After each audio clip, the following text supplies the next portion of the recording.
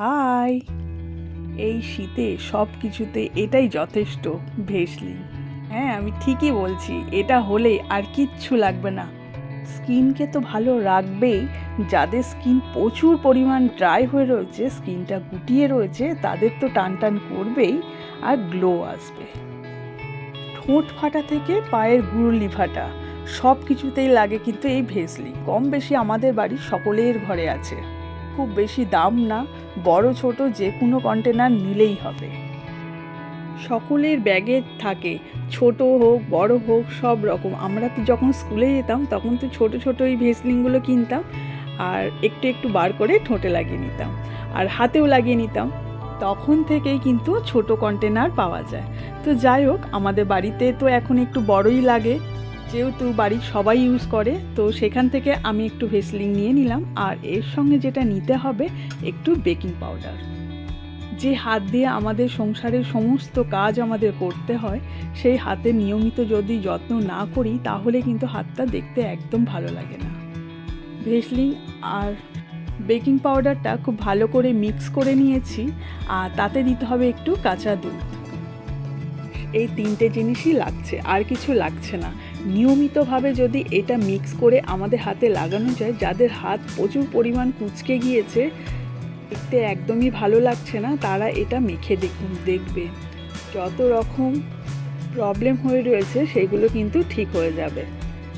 প্রচুর পরিমাণে আমাদের জল ঘাঁটতে হয়, বাসন মাজা থেকে শুরু করে সমস্ত কিছু কিন্তু আমাদের বেশিরভাগ হাতে জল লাগে, আর তখনই কিন্তু স্কিনের প্রবলেম দেখা দেয়। দুটো হাতের মধ্যে না অনেক সময় জল লেগে থাকে, আমরা ভালো করে মুছি না, তখন কিন্তু স্কিনের প্রবলেম হয়। অনেক সময় এইখানে হাতের স্কিনগুলো কুচকিয়ে যায়, তখন কিন্তু দেখতে একদমই ভালো লাগে না। তো তার জন্য আমি বলবো এটা মাখুন, আর শীতকালে অবশ্যই এটা করতে হয়। গরমকালে তো বোঝা যায় না, কিন্তু শীতকাল এলেই এই স্কিন কোচকানোটা খুব বেশি করে বোঝা যায়।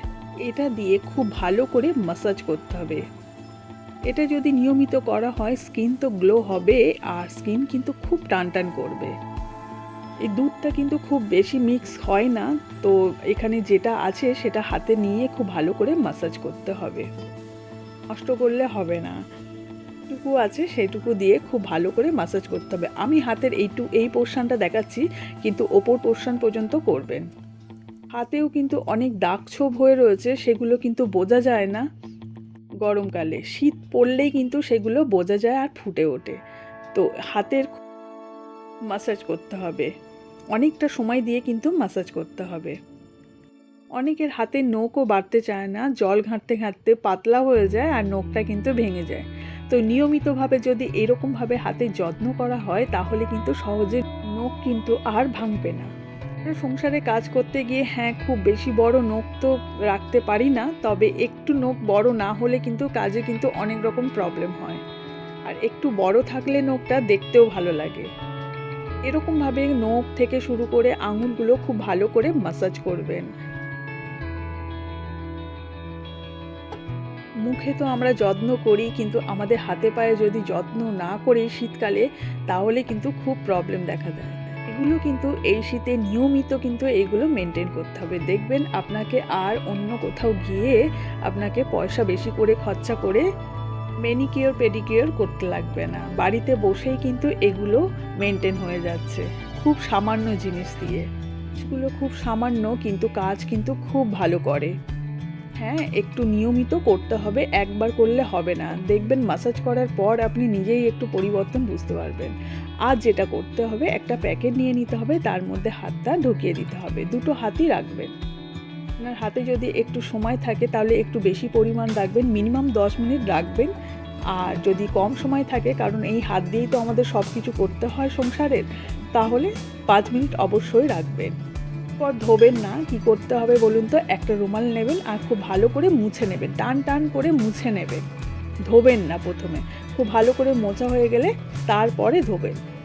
একবার মাখার পর দেখবে ইনস্ট্যান্ট গ্লো আসবে, তবে এটা নিয়মিত করতে হবে আর স্কিনের পরিবর্তনটা দেখবে।